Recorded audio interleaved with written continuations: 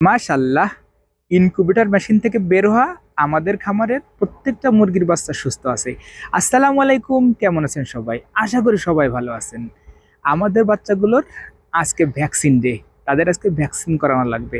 আর vaccine মুরগির জন্য খুবই গুরুত্বপূর্ণ। ভ্যাকসিন দিলে যে মুরগির অসুস্থ হবে না, ঠিক এমনটা নয়। তবে ভ্যাকসিনকে সেলফ ডিফেন্স বলা যেতে পারে। বড় পরিসরে যখন খামার করতে হবে, তখন অবশ্যই আপনাকে ভ্যাকসিনেশন কমপ্লিট করতে হবে। এতে করে আপনার মুরগির রোগ প্রতিরোধ ক্ষমতা বাড়বে।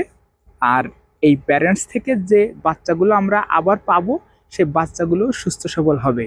এই জন্য ভ্যাকসিনের কোনো বিকল্প নেই। আর ভ্যাকসিনের সময় অবশ্যই ডান চোখ বাম চোখ এগুলো খুব খেয়াল করতে হয়। এক চোখে যেন ডাবল ভ্যাকসিন না হয়ে যায়, এই বিষয়টা খুবই গুরুত্বপূর্ণ। আর আমাদের খামারের দক্ষ যে ইঞ্জিনিয়ার আছে, এগুলো সে নিজের হাতেই করে। এই ক্ষেত্রে রিস্ক খুবই কম, কারণ তার বেসিক নলেজ, শিক্ষাগত নলেজ সে সর্বা বলা যেতে পারে। এই জন্য যাই হোক, যারা দেশি হাঁস মুরগি নিয়ে কাজ করেন তারা অবশ্যই গুরুত্বপূর্ণ তথ্য দিয়ে আমাদের পাশে থাকবেন। ও হ্যাঁ, আর একটা কথা, লাইক কমেন্ট শেয়ার করে আমাদের পেজের সাথে থাকবেন পরবর্তী আপডেট পাওয়ার জন্য।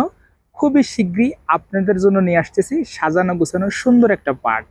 আর এই পার্টটি দেখার জন্য অবশ্যই সাথে থাকবেন। আল্লাহ হাফেজ।